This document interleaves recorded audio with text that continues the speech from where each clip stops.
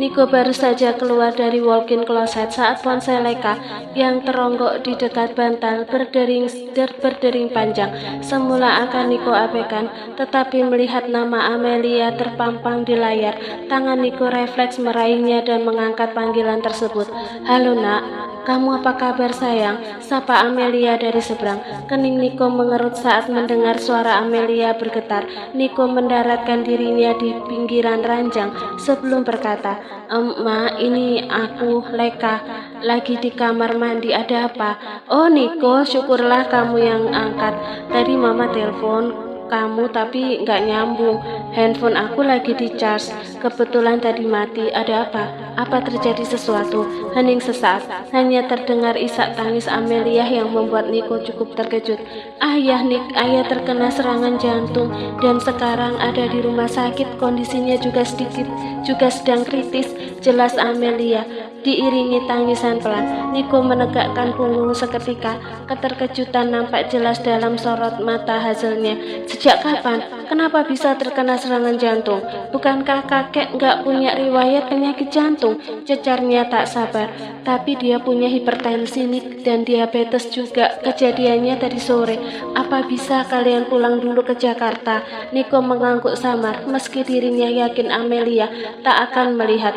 "Baiklah, aku akan berangkat secepatnya. Tolong kabari aku terkait perkembangan kakek selama kami dalam perjalanan." Sementara di dalam kamar mandi, Leka tersenyum sendiri dengan pipi merona ketika teringat cerita Kate. Rasanya sulit dipercaya, Niko telah mengaguminya bahkan jauh sebelum Leka menyukai lelaki itu. Kedua tangan Leka menangkup pipi. Kenapa tiba-tiba pipinya terasa panas? Ya Tuhan, dia tersipu-sipu. Suara air yang masih mengalir pada keran wastafel telah membuyarkan lamunan Leka. Cepat-cepat dia mematikannya dan keluar dari kamar mandi. Sudah selesai mandinya. Niko beranjak dari duduknya di pinggiran ranjang. Lantas diseretnya langkah mendekati Leka. "Sudah, ada apa? Mau ke kamar mandi juga?" Leka berharap. Merah di pipinya telah hilang saat kini lelaki itu menatapnya dengan tatapan sulit diartikan. Tangan lebar Niko menangkup pipi Leka. "Kita pulang ke Jakarta sekarang atau besok?" "Terang saja." Kening Leka berkerut atas pertanyaan aneh tersebut. "Kita akan pulang ke Jakarta." "Mau ngapain?" Niko tak langsung menjawab. Terlebih dahulu, dia merangkul bahu Leka dan membawanya duduk di tepian ranjang. Niko duduk miring seraya menggerakkan ibu jarinya di pipi yang terasa dingin akibat sentuhan air. "Barusan mama telepon," ucap Niko dengan suara pelan. "Apa terjadi sesuatu sama mama?" tanya Leka lagi. Matanya menatap Niko dengan tatapan butuh penjelasan. Niko menggeleng. Ditariknya Leka hingga dengan kepala Leka bersandar di dada. "Kakek ada di rumah sakit sayang. Tadi sore waktu Jakarta, kakek terkena serangan jantung." Niko berusaha menjelaskan setenang mungkin. Ia tak mau Leka syok hingga berakibat pada kehamilannya. Walau Kate telah menjelaskan kandungan Leka dalam kondisi kuat, siapa yang tak terkejut mendengar kakek sendiri sedang sakit? Sepertinya usaha Niko sia-sia karena Leka tampak syok. Hal itu terbukti dari wajah yang tiba-tiba berubah pucat pasi. Serangan jantung? Bagaimana bisa? Bukannya kakek nggak punya riwayat penyakit jantung?" Pertanyaan Leka tak jauh berbeda dengan yang Niko lontarkan pada Amelia. Dadanya seketika terasa sesak, seakan ada tali yang mengikatnya teramat kencang. Tadi Mama Amelia nggak banyak menjelaskan. Sepertinya dia juga masih syok. Telapak tangan Niko mengelus-elus lengan Leka untuk memberinya ketenangan, lalu mendekapnya. "Gimana, apa kita akan berangkat ke Jakarta malam ini atau nunggu besok pagi?" tanyanya seraya menunduk menatap Leka. "Malam ini," putus Leka dengan cepat. Rasanya dia bisa mati karena khawatir jika harus menunggu sampai besok. "Kita pergi malam ini aja. Lagian di pesawat juga kita butuh waktu yang lama." Suara Leka terdengar bergetar. Walau Arif sering bersikap tegas padanya, tapi Leka tahu lelaki sepuh itu sangat menyayanginya. Bahkan Arif sering bilang jika dirinya menyayangi Leka melebihi cucu-cucunya yang lain. Sikap overprotektifnya pun hanya berlaku untuk Leka. Baiklah kalau begitu kita pergi malam ini juga. Niko mengecup puncak kepala Leka sebelum beranjak mengambil ponsel yang masih tersambung dengan soket pengisi daya. Niko akan menghubungi Jonathan untuk menyiapkan penerbangan ke Jakarta malam ini. Selain itu, Niko pun memberitahu Bi Asri untuk segera mengemas perlengkapan yang akan dibawa oleh anak dan istrinya. Hampir 16 jam lamanya mereka menghabiskan waktu di udara dari Paris ke Jakarta sekitar pukul 9 malam. Keesokan harinya, Niko dan Leka tiba di rumah sakit tempat Arif dirawat. Sebelumnya mengantarkan Feli dan Bi Asri ke rumah mereka yang ada di Jakarta. Gimana keadaan kakek, Pak? Tanya Leka dengan raut cemas pada Gunardi. Gunardi bangkit dari kursi. Saat ini mereka ada di luar ruangan rawat inap. Kamu nggak mau menyapa atau memeluk papa dulu? Hah? Ah iya, aku lupa. Dalam wajah kalutnya, Leka tetap menampakkan cengiran kecil. Maafin aku, Pak, karena saking khawatirnya sama kakek. Sudah biasa, kakek selalu jadi prioritas kamu dari dulu dibanding papa. Gunardi pura-pura kecewa, namun tetap merentangkan kedua tangannya untuk memeluk Leka. Cukup lama. Gunardi memeluk putrinya yang 1 bulan terakhir dia rindukan bergantian dengan menepuk pundak Niko di samping Leka. Gimana kejadiannya? Kenapa kakek bisa terkena serangan jantung? Tanya Niko dengan tenang. Namun dalam hati ia begitu mengkhawatirkan pria yang telah merawatnya sejak remaja itu. Gunardi menghela nafas pelan. Ayah sudah sakit dari seminggu yang lalu, hipertensi. Dokter sudah memeriksa dan mengobatinya, tapi kemarin sore ayah tiba-tiba kolaps. Hening sesaat, ketiga orang itu tampak sibuk dengan pikiran masing-masing. Apa kami sudah boleh melihat kakek? Tanya Niko. Boleh, kakek kalian sudah melewati masa kritis. Dia baru saja siuman dan kalian adalah yang dia panggil pertama kali. Leka dan Niko sama-sama terkejut. Mereka saling pandang satu sama lain sebelum akhirnya masuk ke ruangan rawat. Terlihat lelaki berambut putih tengah terbaring lemah dengan bantuan alat nafas. Kakek, panggil Leka dengan lirih. Genangan air yang sejak tadi mengelayuti matanya kini mengaliri pipi cukup deras. Niko mengelus punggung Leka untuk menenangkan, sedangkan matanya menatap nanar pada Arif. Kayak aku sama Leka datang. Maaf kalau kami terlambat. Perlahan Niko menyentuh punggung kulit tangan Arif yang tampak berkeriput. Tak terlihat lagi sorot mata tegas yang biasa terbingkai di wajah Arif. Lelaki uzur itu seakan tak berdaya dan kini kelopak matanya perlahan terbuka menatap Leka dan Niko. Dia berkedip pelan seolah ingin menyapa cucunya dan cucu menantunya. Kakek yang kuat ya, kakek pasti akan sembuh dan berkumpul lagi dengan kami, ucap Leka sembari memaksa diri untuk tersenyum meski air matanya masih mengaliri pipi. Arif berkedip lagi.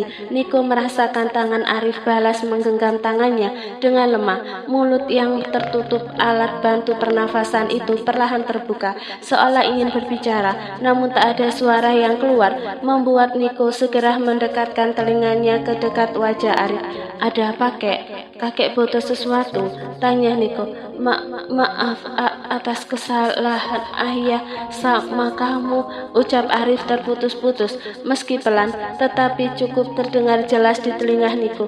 Niko termenung. Arif memanggil dirinya sendiri sebagai ayah. Itu berarti apa yang dimaksud Arif mungkin kesalahan-kesalahan dia saat Niko masih menjadi anak angkatnya sebelum menjadi cucu menantu.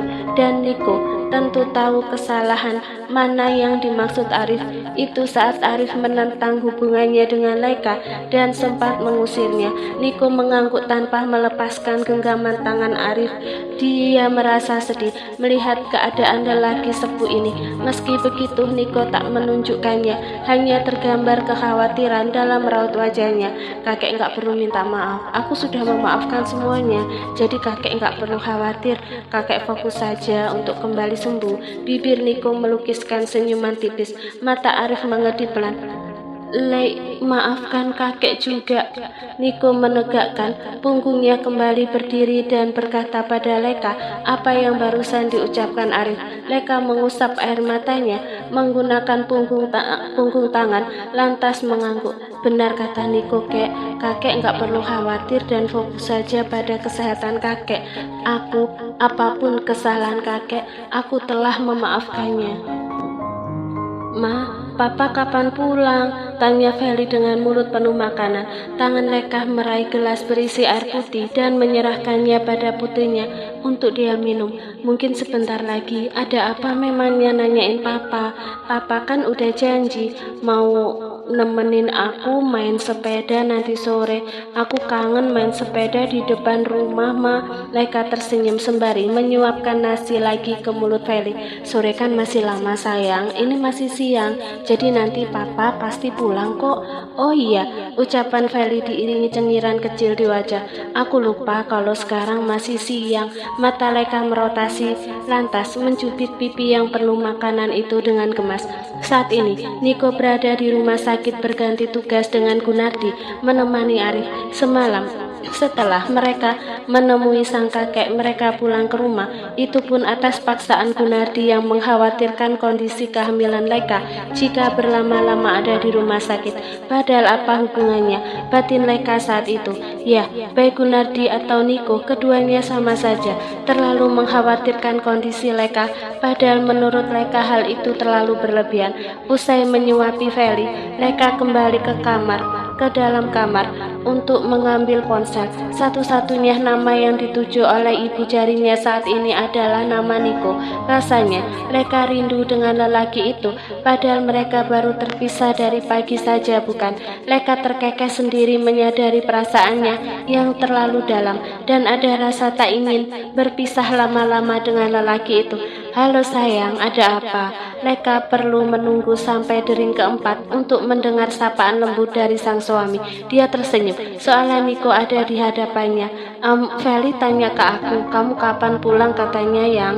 Terdengar kekehan Niko dari seberang. Entah apa yang Niko tertawakan saat ini. Leka tak dapat menebak. Kamu yakin nelpon aku cuma karena Feli nanyain aku? Gak ada yang lain? Jika mereka bertatap muka, Leka yakin wajah Niko saat ini pasti terlihat sangat menyebalkan. Akan tetapi Niko benar. Leka hanya menjadikan pertanyaan Feli sebagai alibi agar dia punya alasan untuk menelpon tanpa harus jujur jika dirinya merindukan Niko. Iya, cuma itu aja, kilah Leka sambil mengerjapkan matanya. Kali ini Niko tertawa, membuat Leka merasa malu karena sepertinya lelaki itu dapat membaca pikiran dirinya. Baiklah, aku juga merindukanmu sayang. Tunggu aku, nanti sekitar jam 3 aku pulang kalau Om Ivan sudah datang. Tuh kan, Niko bagai cenayang yang dapat dengan mudah menebak isi kepala Leka.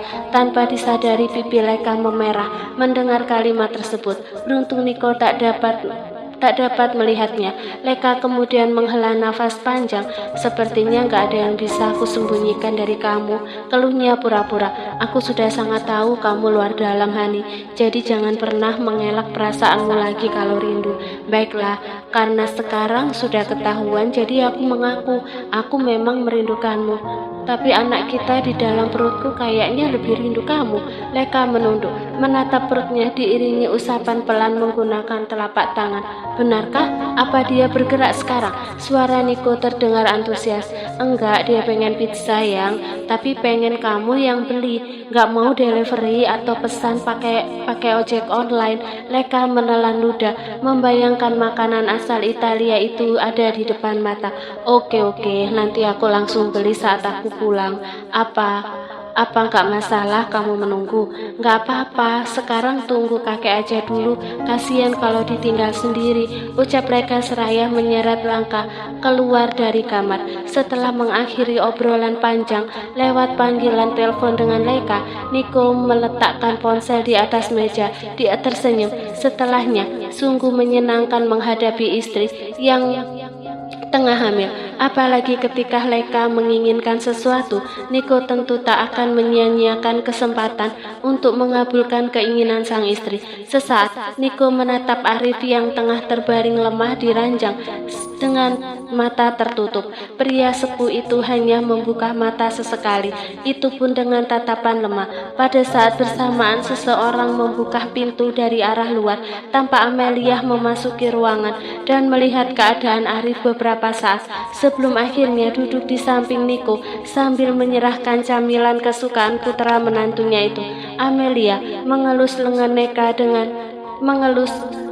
Niko dengan lembut, dan keduanya saling bertukar kabar. Ini kali pertama pertemuan mereka setelah Niko dan Leika pulang dari Paris semalam.